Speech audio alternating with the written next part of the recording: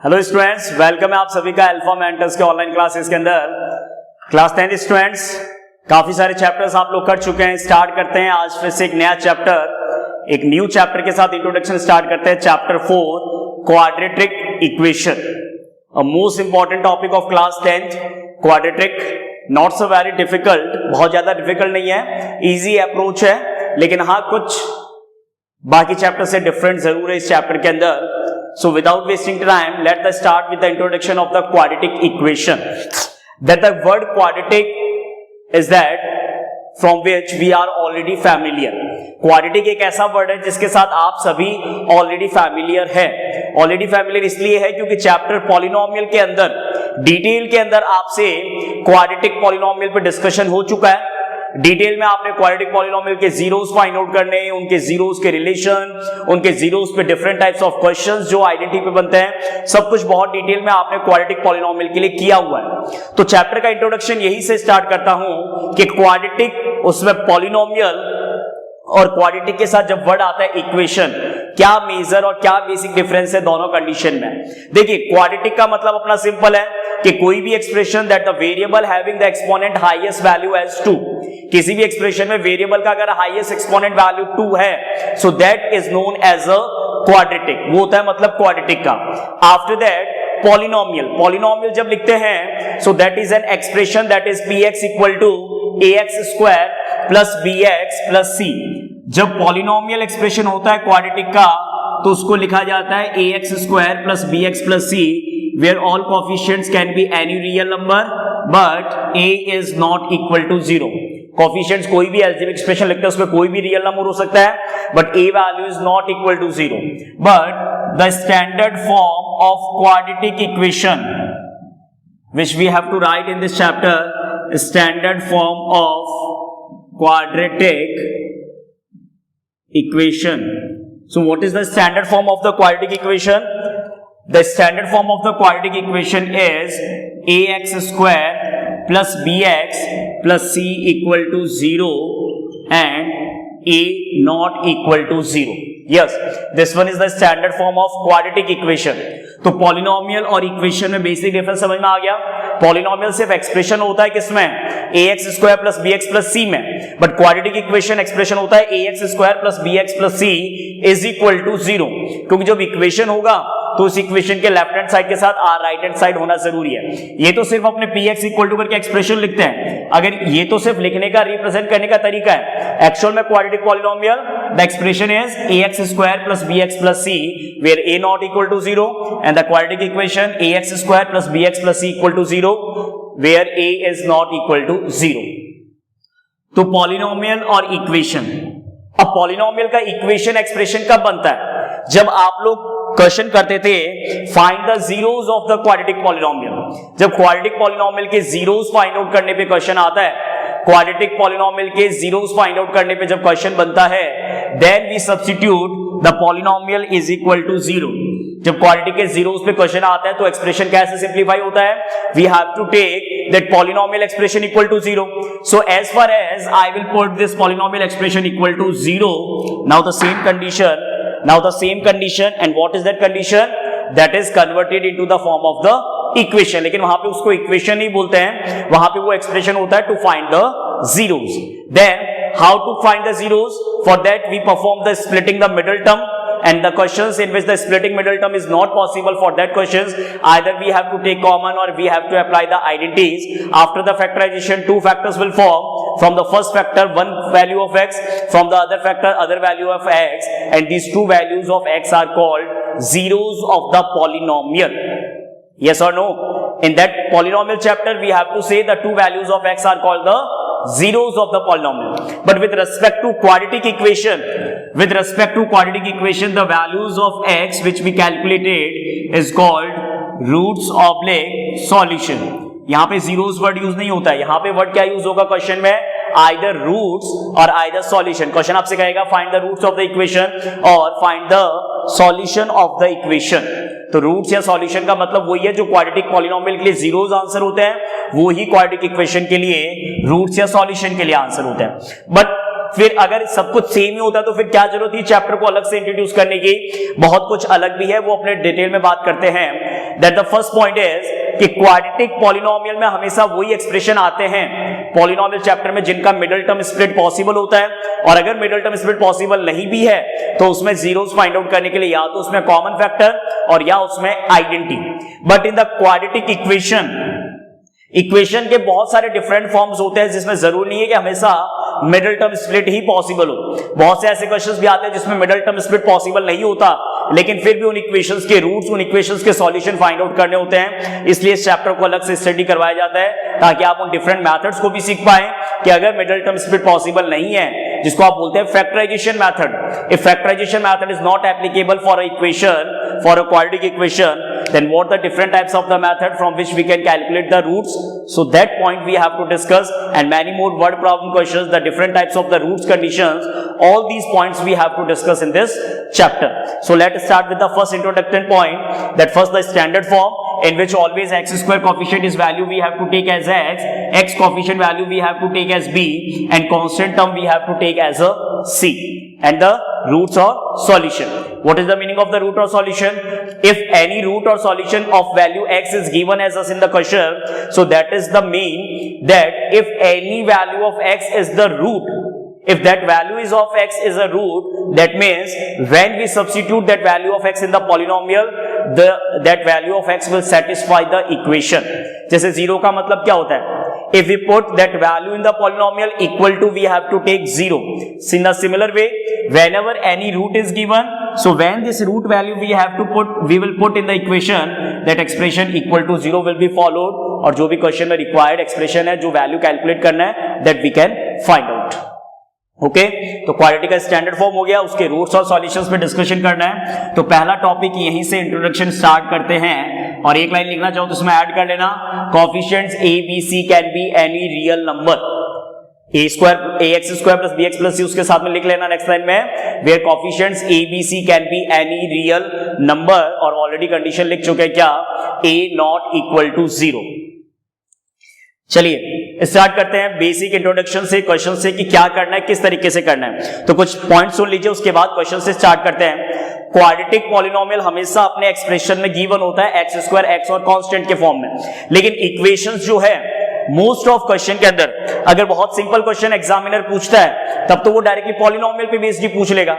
एक सिंपल सा पॉइंट है कि अगर मैं आपसे कहता हूं find the x square plus 3x plus 2, if I will say find the zeros of the polynomial, so to find the zeros of the polynomial एकदम easy है मिडिल टर्म स्प्लिट करना, and what will you will do, you will put equal to 0 to find the zeros। Clear है, simplify करके 0 से compare करके x के दो values find out कर देंगे। And if my question is find the roots of the quadratic equation, find the roots of the quadratic equation, what is the difference between the solution? There is no difference in the solution। इसका भी factorisation हो जाएगा, इसका भी factorisation हो जाएगा, इसका already equal to 0 है और उसमें equal to 0 zeros find out करने के लिए पुट करना होता है। एट लास्ट जो x के दो आंसर आते हैं यहाँ पे कह देते हैं उनको जीरोस, और यहाँ पे x के जो दो आंसर आते हैं उनको कह देते हैं रूट्स ऑफ द इक्वेशन। तो इसलिए जो सिंपल लेवल के क्वेश्चंस है वो मैं डिस्कशन नहीं करूंगा इस क्लास के अंदर, that you can again revise with the help of the polynomial chapter. Polynomial में जितने भी क्वाड्रेटिक के मिडिल टर्म स्प्लिट के क्वेश्चंस आपको करवाए, सिंपल वाले मिडिल टर्म स्प्लिट भी कराए, कॉमन और फैक्टराइजेशन आइडेंटिटी वाले भी क्वेश्चंस कराए, रूट्स के क्वेश्चन के भी आपने मिडिल टर्म स्प्लिट वहां पे किए हुए हैं चैप्टर पॉलिनोमियल क्वाड्रेटिक के अंदर। सो ये जो जितने भी सिंपल टाइप के क्वेश्चंस है that I will not discuss in the class, directly उन पॉइंट्स पे चलते हैं जहां पे स्टैंडर्ड फॉर्म के अंदर क्वाड्रेटिक इक्वेशन गिवन नहीं होता है, लेकिन कुछ ऐसा एक्सप्रेशन गिवन होता है जिसको सिंप्लीफिकेशन करने के बाद में, सिंप्लीफाई करने के बाद में फाइनली आपको क्वाड्रेटिक एक्सप्रेशन मिलता है। फॉर एग्जांपल कोई क्वेश्चंस ब्रैकेट्स फॉर्म में आ गया, किसी क्वेश्चंस में वेरिएबल्स डिनोमिनेटर फॉर्म में आ गया, किसी क्वेश्चंस में वेरिएबल्स का प्रोडक्ट क्रॉस मल्टीप्लिकेशन फॉर्म में आ गया। ऐसे बहुत सारे डिफरेंट कंडीशंस होते हैं जिसमें क्वाड्रेटिक का स्टैंडर्ड फॉर्म नहीं होता है, वहां पे पहले सिंप्लीफिकेशन प्रोसेस अप्लाई करते हैं, और सिंप्लीफिकेशन अप्लाई करने के बाद में, सिंप्लीफाई करने के बाद में आपको ये आइडेंटिफाई होता है कि हाँ एक्सप्रेशन के अंदर एक्स स्क्वायर एक्स और कांस्टेंट, और जिसमें सबसे ज्यादा जरूरी होता है एक्स स्क्वायर का टर्म, एक्स और कांस्टेंट अगर नहीं भी है so it will not problem the quadratic condition. Okay, so write the question. Start करते हैं कि किस तरीके से चेक करते हैं। क्वेश्चन लिखिए चेक, क्वेश्चन लिखिए check the given expression is a quadratic or not. Check whether the given expression weather the given expression is quadratic और नॉट। तो इसमें दो डिफरेंट टाइप्स के क्वेश्चंस करवाता हूं मैं आपको, आप चेक कीजिए, बाकी और भी क्वेश्चंस में अलग अलग तरीके से डिस्कशन करते रहेंगे। Check whether the given expression is a quadratic और नॉट। तो इसमें लिखिए पहला जो का एक्सप्रेशन लिख रहा हूं वो नोट करना है और आपको चेक करके बताना है कि वो क्वाड्रेटिक है या नहीं है। Expression is X cube minus 4x square minus X plus 1 is equal to X minus 2 whole cube. ये एक्सप्रेशन आपको दे रखा है और इस टाइप के एक्सप्रेशंस क्वेश्चन में आते हैं, जैसे अभी तो मैं सिर्फ आपको चेक करने के लिए कह रहा हूं, इसी टाइप के क्वेश्चंस आ जाते हैं, सॉल्व फॉर एक्स या सिंप्लीफाई द इक्वेशन, इस टाइप से।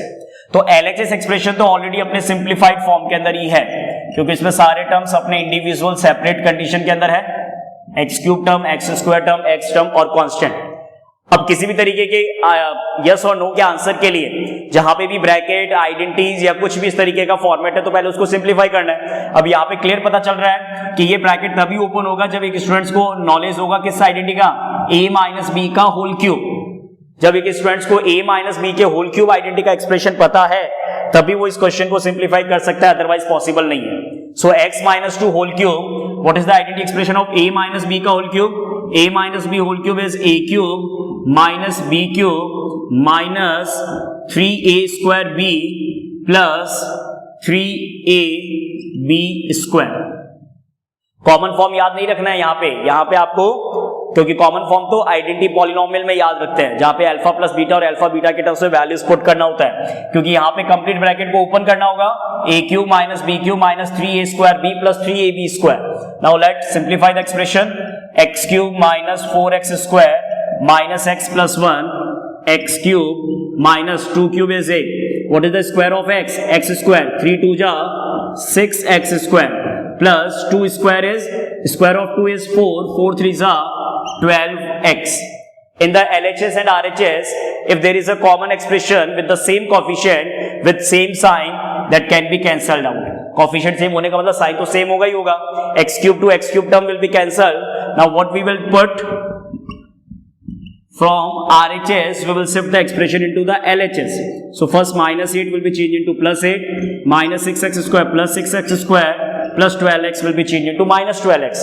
Now simplify the like terms, minus 4x square plus 6x square, that is the 2x square, minus 1x minus 12x minus 13x, 8 plus 1 9 is equal to 0. So yes, it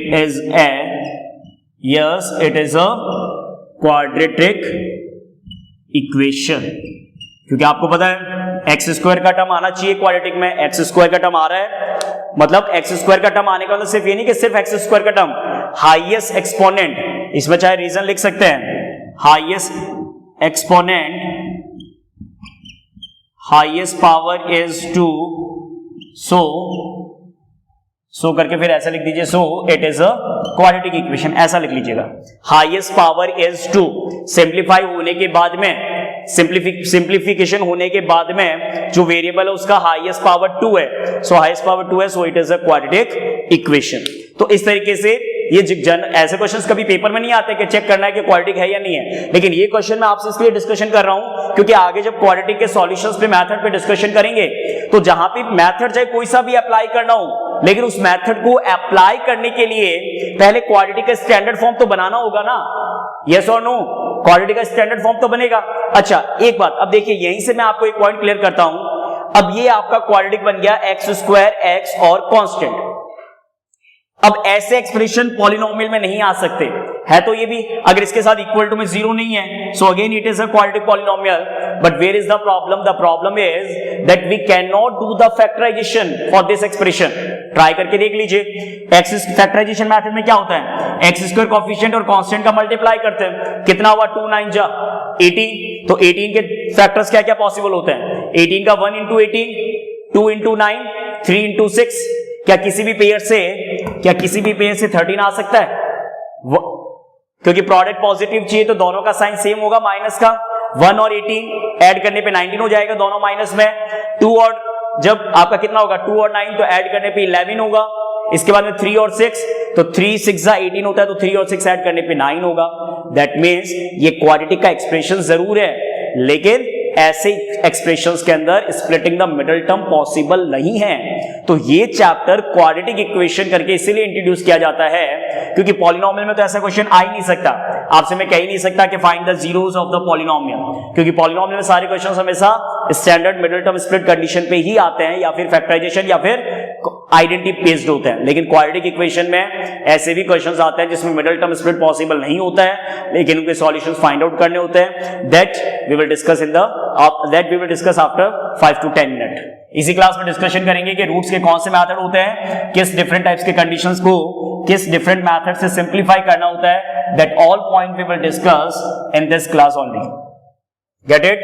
सो ये तो आपने check किया कि expression quadratic equation है या नहीं है। अब एक वो एक्सप्रेशन चेक करवाता हूं जो एक्चुअल में सिंप्लीफाई करने के बाद में क्वाड्रेटिक का फॉर्म नहीं होता है, क्योंकि उसमें कुछ ना कुछ ऐसा होगा कि एक्स स्क्वायर का टर्म एलिमिनेट हो जाएगा। तो लिखिए इसी में चेक करने वाले कंडीशन में फर्स्ट आपने लिखा, सेकंड लिखिए bracket x minus 2 bracket x plus 1 bracket x minus 1 bracket x plus 3। बार बार एक ही बात से कह रहा हूं आपसे कि कभी भी स्टैंडर्ड क्वाड्रेटिक बहुत कम रेयर क्वेश्चन में होगा, हमेशा आपको कुछ ऐसा फॉर्म में मिलेगा कि सिंप्लीफाई करके कुछ स्टेप्स परफॉर्म करने के बाद ही आपका क्वाड्रेटिक एक्सप्रेशन बनेगा। अब देखिए ये यहां पे ब्रैकेट है, एलएचएस में भी आरएचएस में भी ब्रैकेट है, तो जब तक इस चीज पे कंफर्मेशन नहीं हो सकता कि क्वाड्रेटिक है या नहीं है, जब तक इसको पूरा सिंप्लीफाई करके अलजेब्रिक एक्सप्रेशन को स्टैंडर्ड फॉर्म में नहीं ले आते। तो उसका एक ही रीजन है, open the bracket. Bracket open करने में अगर आइडेंटिटी लग रहा है देन यूज द आइडेंटिटी, अगर आइडेंटिटी नहीं लग रहा तो नॉर्मल ब्रैकेट ओपन कीजिए। Let start the multiply. x multiply x square, x multiply plus 1 plus x, minus 2 multiply x minus 2x, minus 2 multiply plus 1 minus 2। Now let again x multiply x square, x multiply 3x, minus 1 multiply x minus minus 1 multiply 3।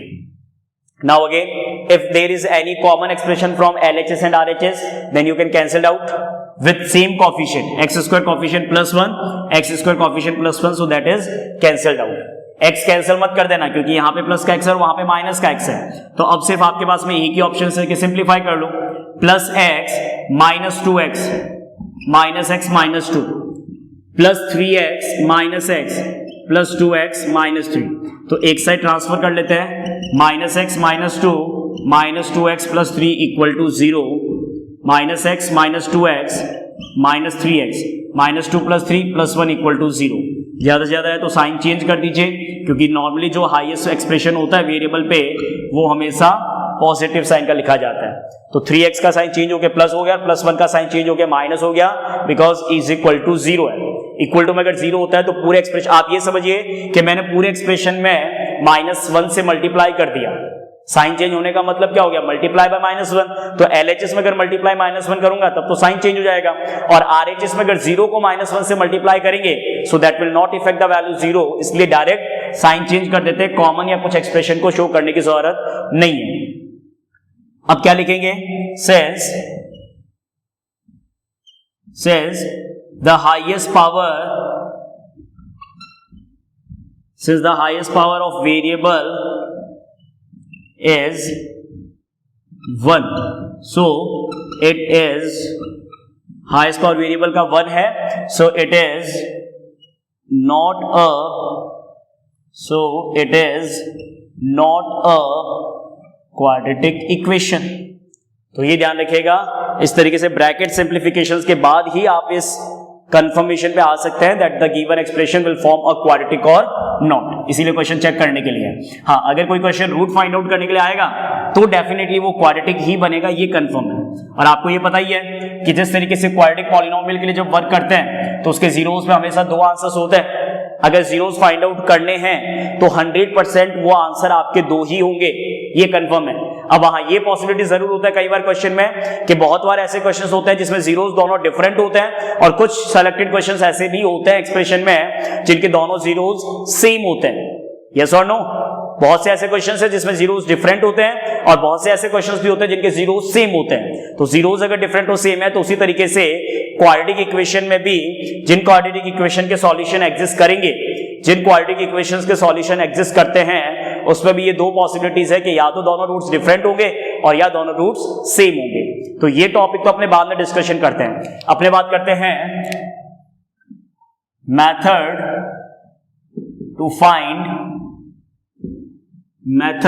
find roots of quadratic equation.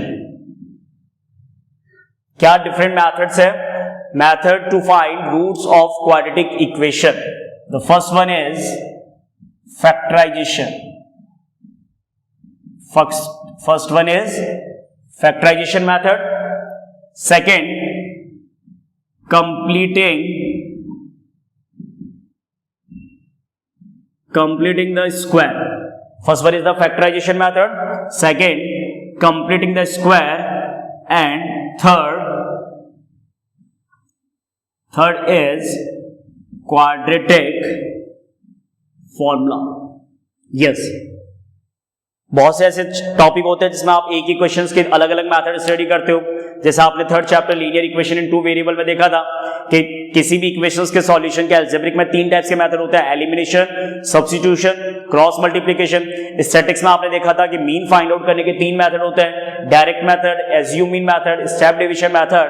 In the similar way, to find the roots of a quadratic equation, there are the three methods is introduced as factorization method, completing the square method, quadratic formula. Basically इन methods की requirement क्यों है? उसमें तो क्या होता है कि कोई सा भी मेथड अप्लाई करें, कंडीशंस वैसा ही है. इसमें भी वही है कि आंसर्स तो सेम आता है, लेकिन प्रॉब्लम क्या है कि ये मेथड उस कंडीशन में यूजफुल ज्यादा होते हैं जब किसी क्वेश्चन में मिडिल टर्म स्प्लिट मतलब फैक्टराइजेशन पॉसिबल नहीं होता है. अभी जस्ट पहले जो एग्जांपल करवाया था, x square minus 2x square minus 13x plus 9, वो एक्सप्रेशन तो क्वाड्रेटिक है, but where is the problem कि उस क्वाड्रेटिक एक्सप्रेशंस के अंदर factorization, middle term split possible नहीं होता है अप्लाई होना. तो जब मिडिल टर्म स्प्लिट जहां पे पॉसिबल नहीं होता है, so we have to go for the completing the square method or we have to go for quadratic formula. Clear है? तो ऐसा नहीं कि मैं फैक्टराइजेशन से क्वेश्चन नहीं कराऊंगा, बिल्कुल डिस्कशन करेंगे क्वेश्चन फैक्टराइजेशन पे. तो पहले मैं स्टार्ट करता हूं फैक्टराइजेशन मेथड से रूट्स कैसे निकालते हैं, उस पे अपने को डिस्कशन करना है. Then we will go for completing the square and then after we will go for the quadratic formula.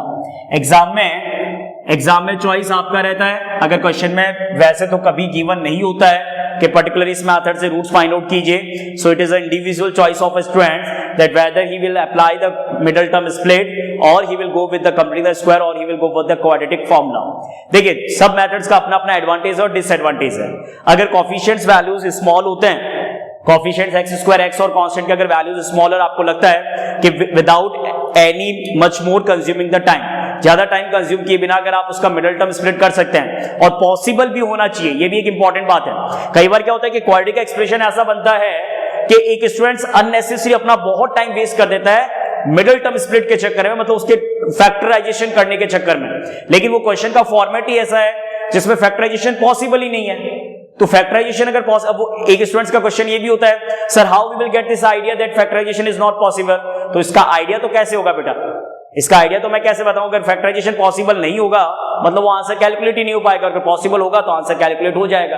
तो इसका कोई मेथड नहीं है चेक करने का कि फैक्टराइजेशन पॉसिबल है या नहीं है. वो चेक करने के बाद ही आइडिया लगता है कि पॉसिबल नहीं है. इसीलिए मैं आपसे कह रहा हूं कि जहां पे कोफिशिएंट वैल्यू सिंपल लगे या क्वेश्चन आपसे कह रहा है ना find the roots by the factorisation method, तब तो कंफर्म है कि वो फैक्टराइजेशन का ही सिंप्लीफिकेशन है, उसमें फैक्टराइजेशन 100% एप्लीकेबल होगा. लेकिन जब कोई ऐसे इक्वेशंस आप वर्ड प्रॉब्लम सॉल्व करते हो या कुछ ऐसी कंडीशंस आती है या कोई नॉर्मल क्वाड्रेटिक इक्वेशंस के रूट्स निकालने हैं, तो बहुत बार ऐसा होता है क्वेश्चन में कि फैक्टराइजेशन पॉसिबल नहीं है. तो ज्यादा टाइम वेस्ट नहीं करना है, बहुत माइनर टाइम के अंदर अगर आप इस चीज को आइडिया लगा सकते हो कि हाँ पॉसिबल है तो आंसर आ जाएगा. नहीं पॉसिबल तो उस मेथड को क्विट करो and then go for the quadratic formula और कंप्लीट द स्क्वायर, जो आप क्लासेस में आगे नेक्स्ट क्लासेस में डिस्कस करेंगे. ओके, तो स्टार्ट करते हैं क्वेश्चन. और मैं आपको पहले बोल चुका हूं कि फैक्टराइजेशन में मैं सिंपल वाले क्वेश्चन नहीं करवा रहा. We will not waste the time in the class. Just go in the video of the quadratic polynomial. Quadratic polynomial के जीरोस के वीडियो में जाइए, वहां पे जितने भी डिफरेंट टाइप्स के क्वाड्रेटिक पॉलिनोमियल आपसे डिस्कस किए गए हैं, बस उस चीज को अपडेट कर लीजिएगा. वो वहां पे एक्सप्रेशन पॉलिनोमियल दे रखा हो और उसी क्वेश्चन को अपना आप से कन्वर्ट कर लो, अपने नोट्स में वापस से प्रैक्टिस कर लो. क्या लिखे?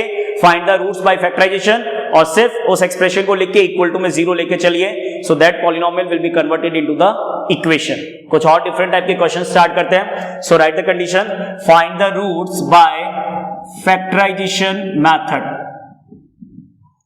Find the roots bye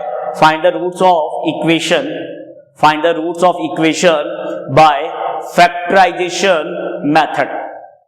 find the roots of equation by factorization method. जो भी क्वेश्चन करेंगे उसमें कुछ क्वेश्चंस में डायरेक्टली स्टैंडर्ड क्वाड्रेटिक गिवन होगा और कुछ क्वेश्चंस ऐसे होंगे जिसमें क्वाड्रेटिक गिवन नहीं होगा। पहले आप उसमें सिंप्लीफिकेशन करेंगे, चाहे एलसीएम हो, चाहे ब्रैकेट ओपन हो, चाहे क्रॉस मल्टीप्लिकेशन हो या कुछ और तरीके से आइडेंटिटी लग रहा हो, कुछ ना किसी तरीके से आपको एक्सप्रेशन को सिंप्लीफिकेशन करके और कुछ स्टेप सॉल्व करके फिर उसको फाइनली आपको स्टैंडर्ड क्वाड्रेटिक इक्वेशन में कन्वर्ट करना है and then apply the splitting middle term. तो चलिए फैक्टराइजेशन मेथड पे पहला सिंपल क्वेश्चन स्टार्ट करते हैं। एक्सप्रेशन इज 2 अपॉन, थोड़ा सा लेफ्ट साइड से लिखता हूं ताकि आपके पास में स्पेस पूरा हो जाए लिखने के लिए। The first one is 2 upon x square, 2 upon x square plus 6 upon x is equal to -4। ये क्वेश्चन का कंडीशन गिवन है। Okay students, 2 upon x square plus 6 upon x -4 standard form में है नहीं, कोई दिक्कत नहीं है, सिंप्लीफिकेशन करते हैं, लेकिन ये कंफर्म है कि स्टैंडर्ड फॉर्म आएगा जरूर क्योंकि रूट्स निकालने हैं, चेक नहीं करना है। So first in the LHS in the denominator x square and x is there, so we have to take the LCM of x square and x। Same variables के अंदर जब एलसीएम लेते हैं तो हाईएस्ट पावर एलसीएम में आता है। After getting it LCM x square to x term will be cancelled, 1 will be there, 1 multiplied to 2, x square divided by x square divided by x will remain, x multiply 6x plus sign is already there is equal to -4. Now divide x square will be changed into multiply, so what the expression 2 plus 6x is equal to -4x square. Now change the RHS -4x square into the LHS. So in the standard form, first we will write the expression of x square, second we will write the expression of x, and third we will write the constant is equal to 0. And must care of the sign. Quadratic में सबसे important होता है sign की care करना। एक भी sign अगर गलत पुट कर दिया पूरे क्वेश्चन को वैनिश कर देगा, ध्यान रखिएगा, पूरे क्वेश्चन का कोई मीनिंग ही नहीं रहेगा। -4x स्क्वायर, LHS RHS किसी को किसी में भी ट्रांसफर कर सकते हो, कोई प्रॉब्लम नहीं है। तो -4x स्क्वायर को LHS में ट्रांसफर किया plus 4x square, after that x term plus 6x, after that constant plus 2 and is equal to 0 will be there. Clear है? अगर इनको इधर ट्रांसफर करते हो तो इधर पहले 0 हो जाएगा और पूरे इक्वेशन में अगर एक्स स्क्वायर में कहीं पे भी कोफिशिएंट माइनस का होता है, ध्यान रख लेना, एक्स स्क्वायर में अगर कहीं पे भी कोफिशिएंट माइनस का है तो आप पूरे इक्वेशन के साइन को चेंज कर देना उस कंडीशन में जब इक्वल टू में आपका 0। Is it clear? जब भी एक्स स्क्वायर का कोफिशिएंट नेगेटिव साइन होता है, क्योंकि वहां पे अननेसेसरी मिडिल टर्म स्प्लिट करने में प्रॉब्लम आती है, कंफ्यूजन होता है साइन का, तो सिंपल सा तरीका है, एक्स स्क्वायर एक्स और कांस्टेंट इक्वल टू 0 है, पूरे इक्वेशन के साइन चेंज कर दो तो कोई प्रॉब्लम नहीं आएगा क्योंकि इज इक्वल टू 0 है। Now let apply for the middle term split, 4 2 जा 8, तो फैक्टर भी यही होगा 4 और 8, 4 और 2, बिकॉज 4 और 2 का सम कितना 6, प्रोडक्ट चाहिए पॉजिटिव का तो दोनों के साइन सेम होंगे, मिडिल टर्म में चाहिए प्लस, तो मिडिल टर्म में जब प्लस चाहिए होता है इसका मतलब एडिशन होगा तो दोनों का साइन प्लस का रहेगा, अगर मिडिल टर्म में चाहिए माइनस तो दोनों का साइन माइनस का होगा जब प्रोडक्ट पॉजिटिव चाहिए। So what is the factors, 4x square plus 4x plus 2x plus 2 is equal to 0।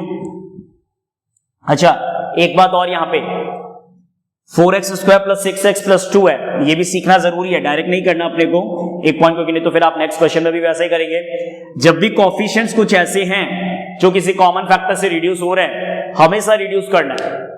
Quadratic equations के फैक्टराइजेशन मेथड के लिए या कोई सा भी मेथड हो, अगर उसमें एक्स स्क्वायर एक्स और कांस्टेंट किसी एक कॉमन फैक्टर से रिड्यूस हो रहे हैं तो आपको हमेशा उस हाईएस्ट कॉमन फैक्टर से उनको रिड्यूस करना है। 4 6 और 2 2 से रिड्यूस हो रहे हैं तो 2 से रिड्यूस हो गया आएगा 2x square plus 3x plus 1 equal to 0।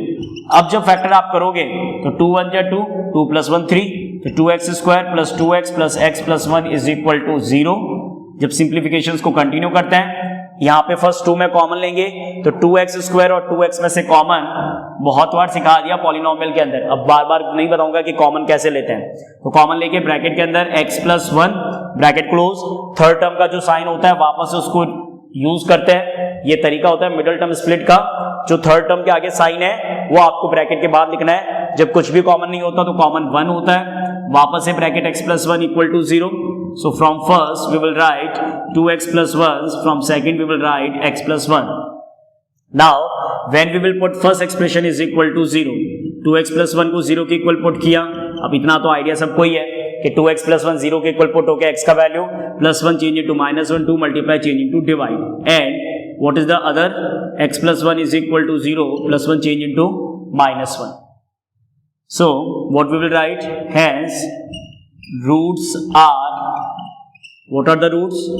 minus 1 by 2 and minus 1. That's all. समझ में आया फैक्टराइजेशन मेथड? सिंपल क्वेश्चन से स्टार्ट किया, रीजन उसका एक ही है, सिंपल इसलिए डायरेक्ट क्वाड्रेटिक नहीं है, एलसीएम लिया, 2 स्टेप सॉल्व किए और इजीली आपका एक्सप्रेशन क्वाड्रेटिक में चेंज हो गया. एक्स स्क्वायर, एक्स और कांस्टेंट, जिन तीनों में से सबसे जरूरी है एक्स स्क्वायर का term.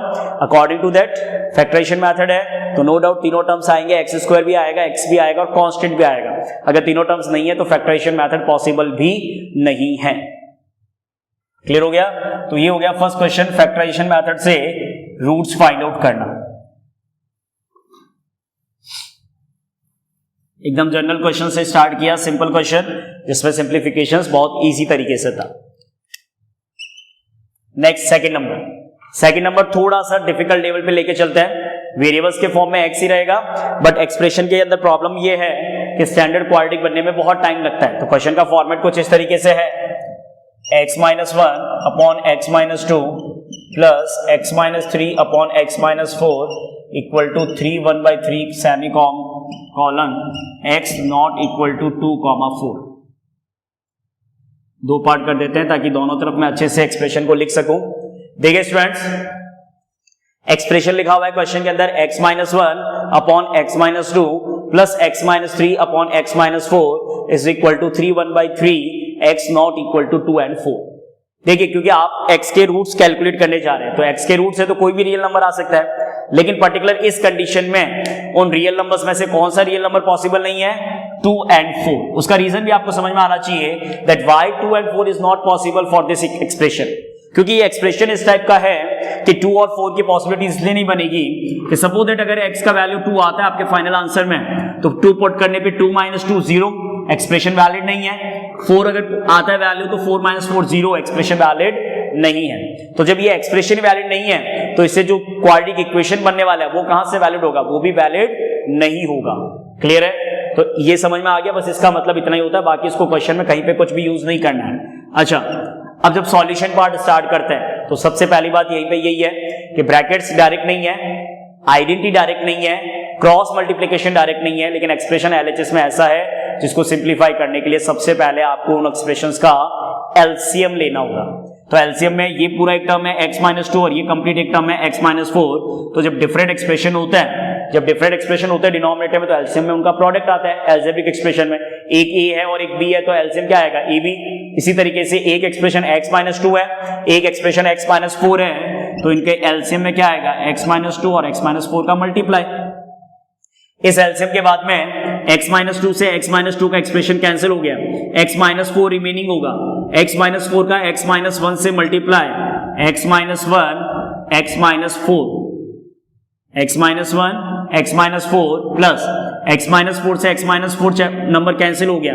Then x minus 3 will be multiply by x minus 2. Get it?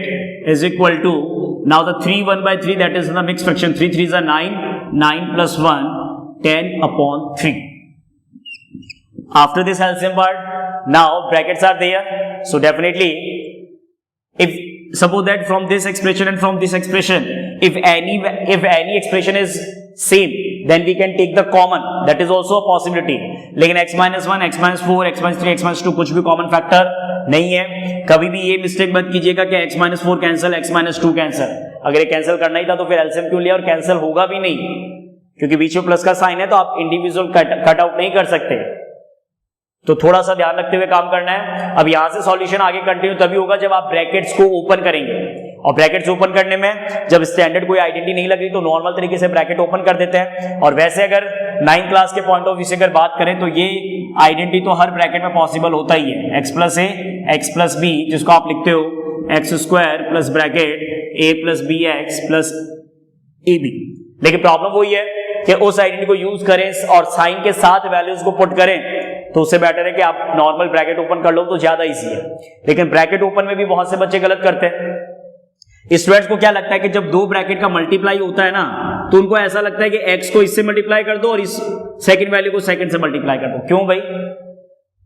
Maths का एक सिंपल सा फंडा है कि कहीं पे भी कुछ भी अपनी मतलब कोई भी आप सिंप्लीफिकेशन कर रहे हो, चाहे ब्रैकेट ओपन चाहे आइडेंटिटी या कुछ भी, पार्शियलिटी कहीं नहीं करना होता है। पार्शियलिटी का मतलब भेदभाव। अगर आपने किसी तरीके से भेदभाव किया ना तो आपका वो मैथ्स का क्वेश्चन कभी राइट हो ही नहीं सकता।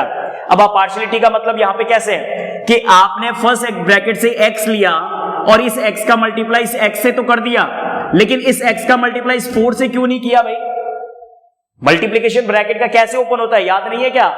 फर्स्ट ब्रैकेट के फर्स्ट वैल्यू को कंप्लीट सेकंड ब्रैकेट से मल्टीप्लाई करते हैं, फिर फर्स्ट ब्रैकेट के सेकंड वैल्यू को फिर वापस से सेकंड ब्रैकेट से मल्टीप्लाई करते हैं, थर्ड वैल्यू होता है तो थर्ड वैल्यू को फिर कंप्लीट ब्रैकेट से मल्टीप्लाई करते हैं।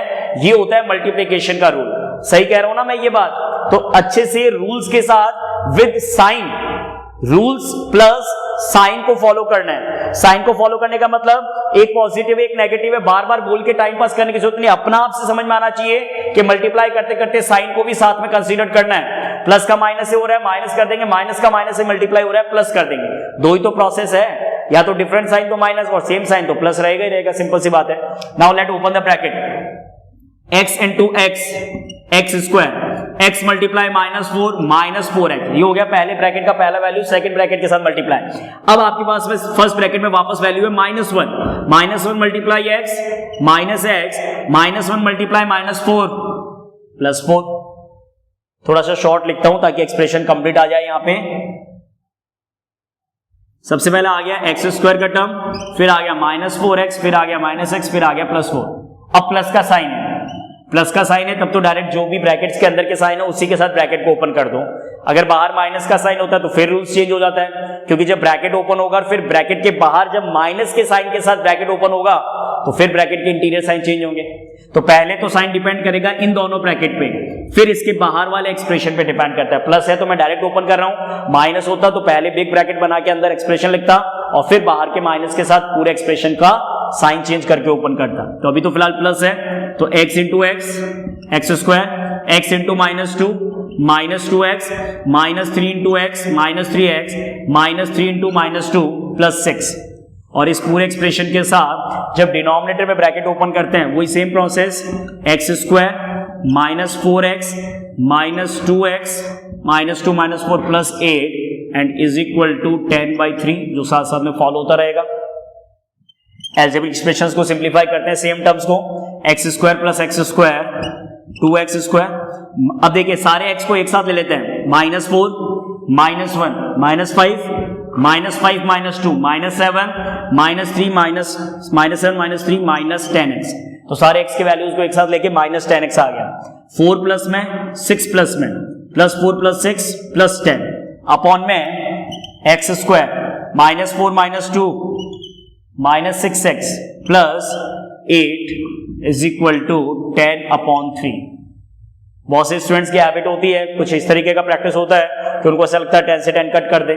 नहीं पॉसिबल है। पूरे एक्सप्रेशंस में जब कोई बाहर कॉमन फैक्टर होता है, अगर वो उस न्यूमरेटर से या इस डिनोमिनेटर में अगर बाहर कोई कॉमन फैक्टर अगर वो इस डिनोमिनेटर से कैंसिल हो रहा है तब तो आपको कुछ एडवांटेज है सिंप्लीफिकेशन का। अदरवाइज सिर्फ और सिर्फ एक ही ऑप्शन है, क्रॉस मल्टीप्लीकेशन। अदरवाइज सिर्फ एक ही ऑप्शन है, क्या?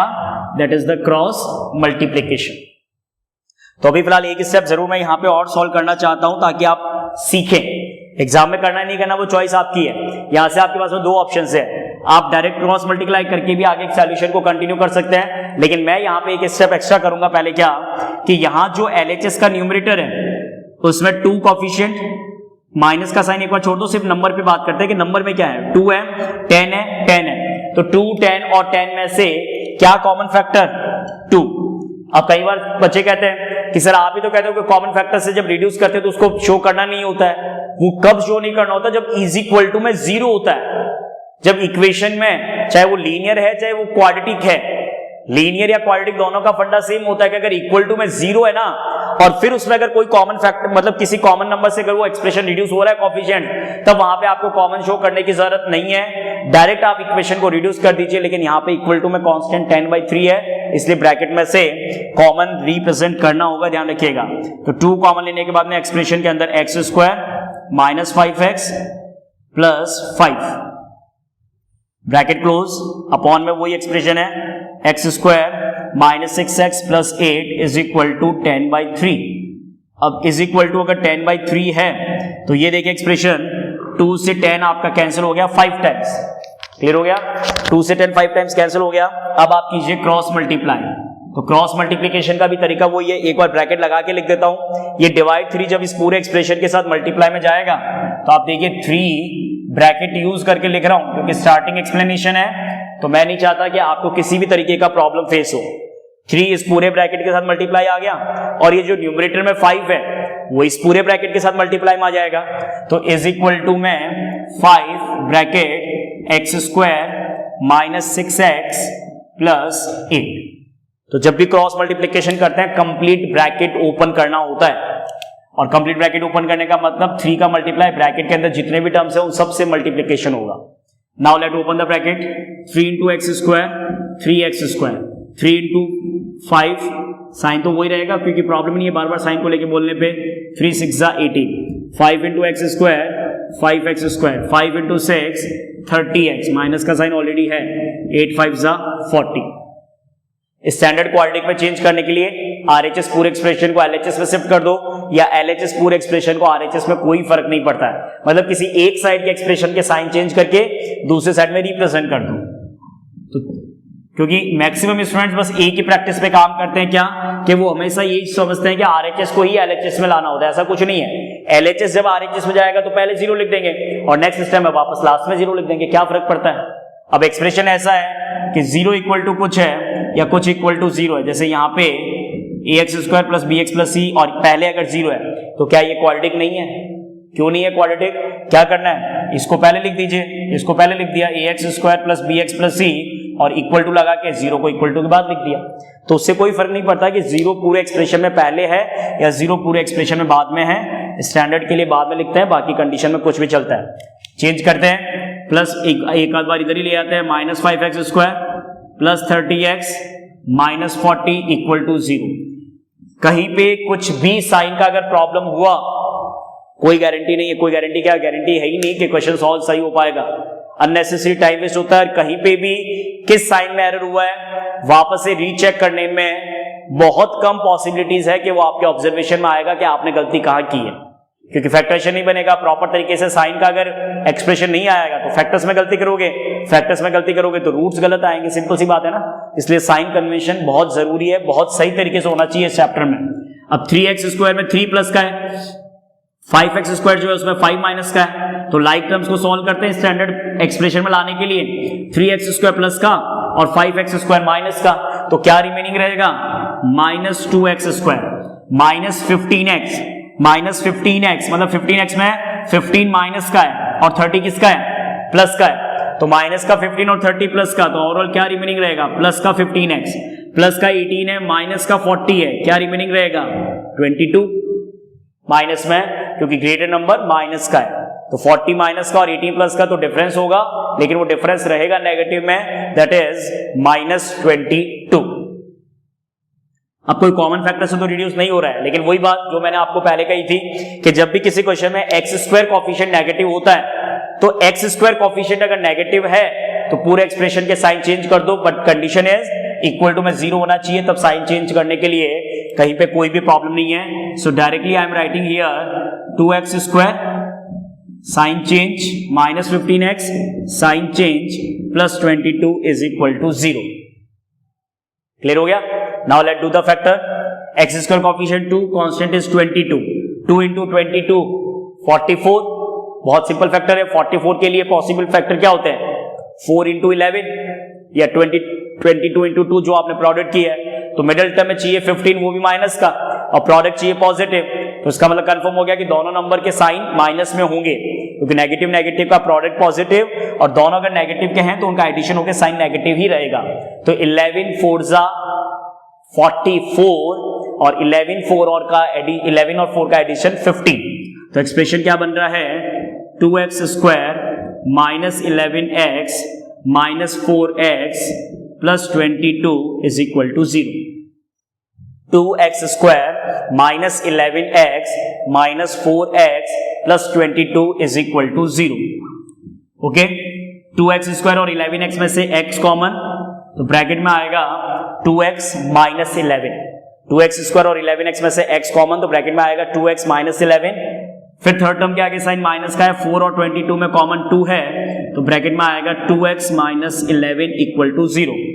सो by the expression the first factor is x minus 2 and the second factor is 2x minus 11 equal to 0।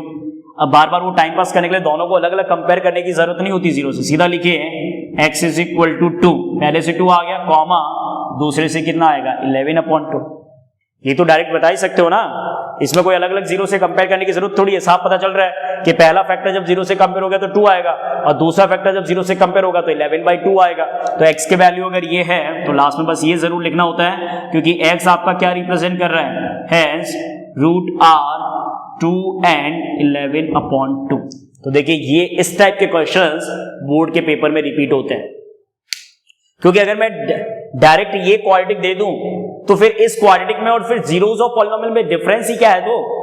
तो इसीलिए जब सिंपल क्वेश्चन होता है तो वो तो आता है जीरोस ऑफ पॉलिनोमियल के अंदर। क्वेश्चन आपसे कह देगा find the zeros and verify the relationship between zeros and coefficient, लेकिन क्वाड्रेटिक का जब भी क्वेश्चन आता है तो कभी भी डायरेक्ट ये इक्वेशन देके नहीं पूछता है, हमेशा एक्सप्रेशन में कुछ इस तरीके का प्रोसीजर रहेगा।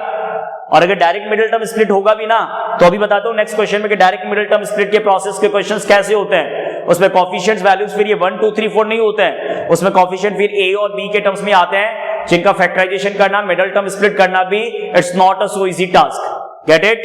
तो इस तरीके से ध्यान रखिएगा कि एग्जाम में क्वाड्रेटिक इक्वेशन पे बेस्ड जो भी क्वेश्चंस रूट्स कैलकुलेट करने के लिए आते हैं उनमें हमेशा क्वेश्चन का स्ट्रक्चर फॉर्म ऐसा होता है जिसमें पहले आपको कुछ step simplification, bracket open, cross multiplication, identities, किसी भी तरीके का पॉइंट उसमें एप्लीकेबल हो सकता है, वो आपको अप्लाई करना है, सिंप्लीफाई करना है। इतने नंबर ऑफ स्टेप्स अप्लाई होने के बाद में यहां पे जाके देखिए आपका क्वाड्रेटिक इक्वेशन बन रहा है और फिर 4 steps middle term split and you will get your answer as a roots of the quadratic equation. So इस टाइप के क्वेश्चंस की प्रैक्टिस आपको रिफ्रेशर्स, आरडी शर्मा में, एडवाइजर में, कोई सा भी रिफ्रेशर आप ओपन करेंगे RS अग्रवाल, दुनिया भर के भर के क्वेश्चन दे रखे हैं, उसमें रैंडम कोई भी क्वेश्चन उठाइए, प्रैक्टिस कीजिए। जितने नंबर ऑफ क्वेश्चंस प्रैक्टिस करेंगे उतना आपको कॉन्फिडेंस ज्यादा बिल्डअप होगा, ध्यान रखिएगा। तो ये हो गए क्वाड्रेटिक के फॉर्म के फैक्टराइजेशन मेथड में उस टाइप के क्वेश्चंस जिसमें आपने सिंप्लीफिकेशंस करके और क्वाड्रेटिक इक्वेशन फॉर्म बनाया। नेक्स्ट बात करते हैं जिसमें क्वाड्रेटिक इक्वेशन जरूर स्टैंडर्ड है लेकिन प्रोसीजर क्या है उस पर डिस्कशन करते हैं। तो क्वेश्चन में फैक्टराइजेशन मेथड का थर्ड टाइप लिखे, फैक्टराइजेशन मेथड के थर्ड टाइप के क्वेश्चन के अंदर 4x square minus 2 bracket a square plus b square x plus a square b square is equal to 0। ये भी कोई ज्यादा डिफिकल्ट नहीं है, लग रहा है एक्सप्रेशन के डिफिकल्ट हो सकता है। देखिए स्टूडेंट्स, अब ऑलरेडी जो एक्सप्रेशन है उसमें x square term, x term and constant. सबसे पहले ये चेक करना बहुत जरूरी है कि एक्सप्रेशन के अंदर अगर स्टैंडर्ड फॉर्म भी दे रखा है तो उसमें कहीं ऐसा नहीं हो कि ब्रैकेट के अंदर कहीं पे x लिखा हो। हमेशा कोएफिशिएंट और उसके बाद में x, फिर कोएफिशिएंट और फिर उसके बाद में x और last without variable, that is called constant. अब इसका फैक्टराइजेशन मेथड मतलब मिडिल टर्म स्प्लिट करना है।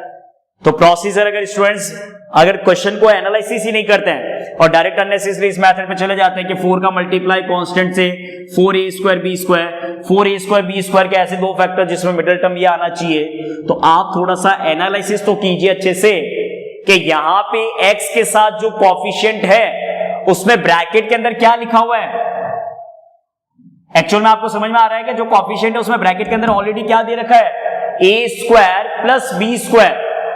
तो ब्रैकेट के अंदर अगर already a square plus b square का टर्म है तो जैसे ही आप अगर x के साथ ब्रैकेट को ओपन करते हैं, देखिए कुछ इस तरीके से 4x square, as far as we will open the bracket, तो ब्रैकेट में देखिए बाहर तो है -2 के साथ a स्क्वायर होगा, -2 के साथ b स्क्वायर का मल्टीप्लाई होगा और दोनों के साथ x का टर्म लिखा जाएगा। यही होता है प्रोडक्ट ओपन करने का तरीका। तो देखिए -2a स्क्वायर के साथ मल्टीप्लाई होके -2a स्क्वायर x, फिर -2 का प्लस b स्क्वायर से, तो बार बार कहने की जरूरत नहीं है, ये बहुत बार समझा चुका हूं मैं आपको पहले भी, लीनियर इक्वेशन में, क्वाड्रेटिक पॉलिनोमियल में प्लस माइनस माइनस माइनस ये बहुत बार डिस्कशन हो गया। तो -2 का प्लस b स्क्वायर से -2b square x plus a square b square equal to 0। अब अगर एक स्टूडेंट इस कंडीशन को एनालिसिस नहीं करता है ना, तो इस क्वेश्चन में उसके लिए बहुत डिफिकल्टी है, क्योंकि वो बार बार एक ही चीज के लिए ट्राई करेगा कि ऐसे दो फैक्टर जिनका प्रोडक्ट ए 4a² b² आए और उनको ऐड करने पे मिडिल टर्म आ जाए, तो ये पॉसिबिलिटीज नहीं है, क्योंकि ऑलरेडी ऐसा एक्सप्रेशन है जो पहले से मिडिल टर्म्स के दो पार्ट्स में लिख रहा है। मिडिल टर्म को ऑलरेडी दो पार्ट्स में ब्रेक करके ही लिखा जा रहा है, तो मिडिल टर्म को ऑलरेडी दो पार्ट्स में ब्रेक करके लिखा जा रहा है। तो जैसे ही आप ब्रैकेट ओपन करेंगे, देखिए x², x और कांस्टेंट, 3 टर्म्स से एक्सप्रेशन कितने टर्म्स में कन्वर्ट हो गया? 4 टर्म्स। तो यहाँ पे कोई मिडिल टर्म स्प्लिट हुआ ही नहीं है, यहाँ पे सिर्फ ब्रैकेट ओपन हुआ है। यहाँ पे सिर्फ क्या ओपन हुआ है? Bracket. Now take the common from the first two. Common बहुत जरूरी है, जब ए बी में एक्सप्रेशन होता है तो कॉमन ही सबसे इंपॉर्टेंट होता है। 4 और 2 न्यूमेरिकल वैल्यू में कॉमन 2, x² x में कॉमन x। जैसे ब्रैकेट कॉमन लेते हैं, ब्रैकेट बनता है 4 divided by 2, 2x, minus sign will be there, 2 cancel हो गया, x कैंसिल हो गया, a² will remain. Before third term minus sign is there, from this two expression b² will common. बाहर अगर नेगेटिव है तो जो एक्सप्रेशन नेगेटिव का है वो तो जब रिड्यूस होकर ब्रैकेट के अंदर लिखा जाएगा तो पॉजिटिव, और जो टर्म पॉजिटिव का है वो टर्म आएगा नेगेटिव में। ये सारे डिस्कशंस पॉलिनॉमियल में बता चुका हूं। So the first factor 2x minus a², कोई सा भी एक्सप्रेशन पहले लिखिए, कोई सा भी एक्सप्रेशन बाद में लिखिए, कोई प्रॉब्लम नहीं है। First factor is 2x minus a², second factor is 2x minus b²। x का वैल्यू फाइंड आउट करना है, तो सबको पता है कि पहले एक्सप्रेशन से x का आंसर आएगा a²/2 और दूसरे एक्सप्रेशन से x का आंसर आएगा b²/2। therefore roots are, what are the roots? a²/2 and b²/2. The roots of the given quadratic equation is a²/2 and b²/2. तो ये है क्वेश्चन आपके फैक्टराइजेशन का। तो कई बार क्वेश्चंस लगता ऐसा है कि बहुत कुछ कॉम्प्लिकेटेड होगा, लेकिन थोड़ा सा उसमें तरीके से ट्राई करते हैं तो कॉम्प्लिकेटेड नहीं होता है, कई बार इजी भी हो जाता है क्वेश्चन का condition. Next question number 4 on the factorisation method. Let start with the question 4। Write the question condition. 15a² x² 15a² x² minus 16abx minus 15b² is equal to 0।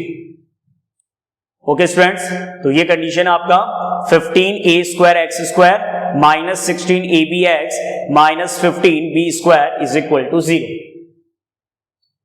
Quadratic x² term, x term, constant. तो constant जैसे मैंने आपसे कहा था कि direct जब quadratic, या तो क्वेश्चन वैसे आता है जो क्वाड्रेटिक में नहीं होता है, तब उसको सिंप्लीफाई करने के बाद में जब एक्सप्रेशन आता है तो वहां पे सिंप्लीफिकेशन कॉम्प्लिकेटेड होता है। अब यहां पे ऑलरेडी क्वाड्रेटिक इक्वेशन तो है, लेकिन जब क्वाड्रेटिक इक्वेशन ऑलरेडी है तो यहाँ पे फैक्टर्स, फिर उनके कॉमन कंडीशंस, उसमें थोड़ा सा डिफिकल्टी आएगा। क्यों? क्योंकि कोफिशिएंट ए और बी के टर्म्स के अंदर है। तो स्टार्ट करते हैं, प्रोसेस वही है, कोई डिफिकल्ट प्रोसेस नहीं है। यहाँ पे मैं अपना रफ वर्क करूंगा ताकि आपको प्रोसेस समझ में आए कि क्या करना है। देखिए इधर x² कोफिशिएंट, x² कोफिशिएंट है 15a², कांस्टेंट टर्म है माइनस 15b²। तो 15 माइनस का और 15 प्लस का प्रोडक्ट आएगा नेगेटिव में। 15 जा 225 और साथ में a² b²। नॉर्मली क्या होता है कि ए और बी का अगर टर्म नहीं होता तो यही क्वेश्चन थोड़ा सा इजी लगने लग जाता है, लेकिन डिफिकल्ट भी कुछ नहीं है।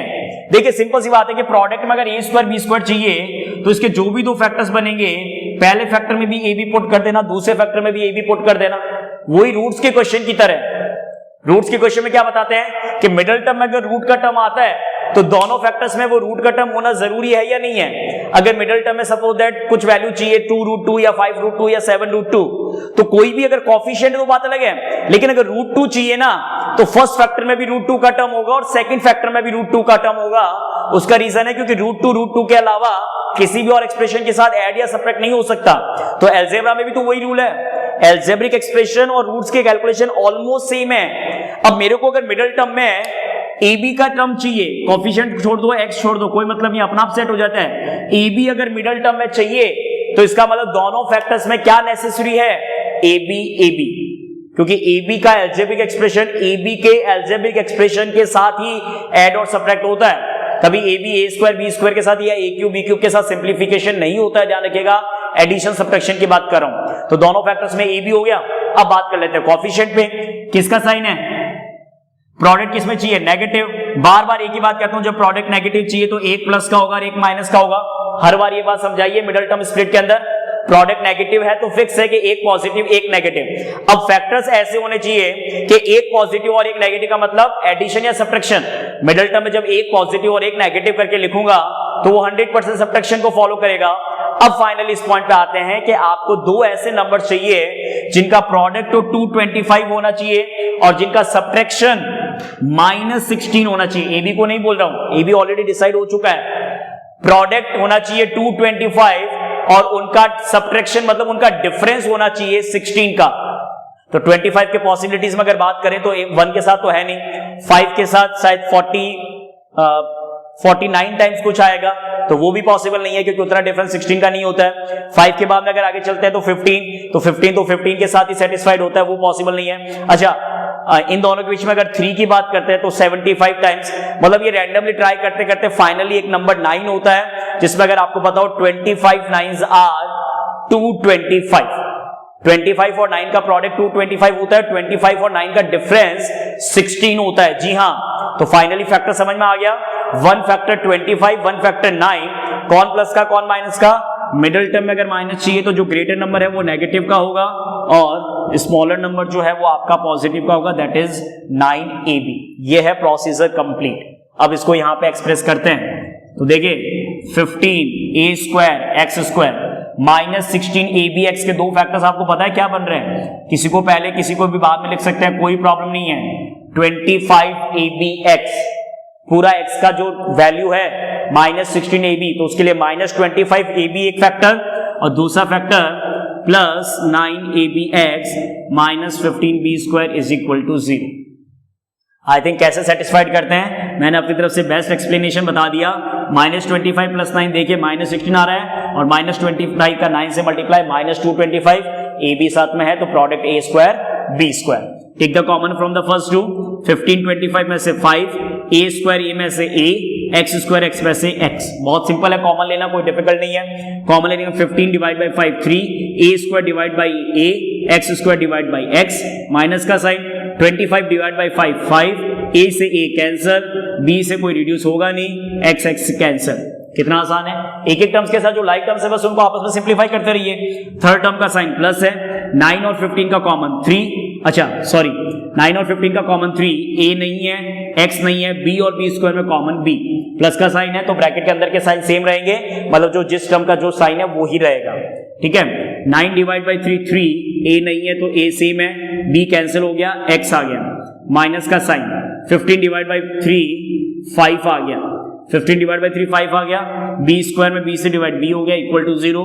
चेक कर लो, यही आपका सबसे बड़ा सेटिस्फिकेशन है कि सब कुछ अगर सही है, सब कुछ अगर सही है तो ब्रैकेट सेम होना चाहिए। So finally the first factor is 5ax plus 3b and second factor is 3ax minus 5b। किसी को भी पहले लिखे किसी को भी बाद में लिखे कोई प्रॉब्लम नहीं है। इंडिविजुअल एक बार इसको 0 से कंपेयर करवा देते हैं ताकि आपको किसी तरीके का कंफ्यूजन नहीं हो। तो 5ax प्लस 3b चेंज हुआ पहले -3b में, फिर 5a multiply change into divide, and the other one is 3ax minus 5b। So 3ax is equal to 5b, x is equal to 5b upon 3a। So last में line लिख दीजिएगा, therefore roots are, what are the roots? Roots are -3b upon 5a and 5b upon 3a। कुछ और important के साथ meet करते हैं next class में। Take care, thank you students.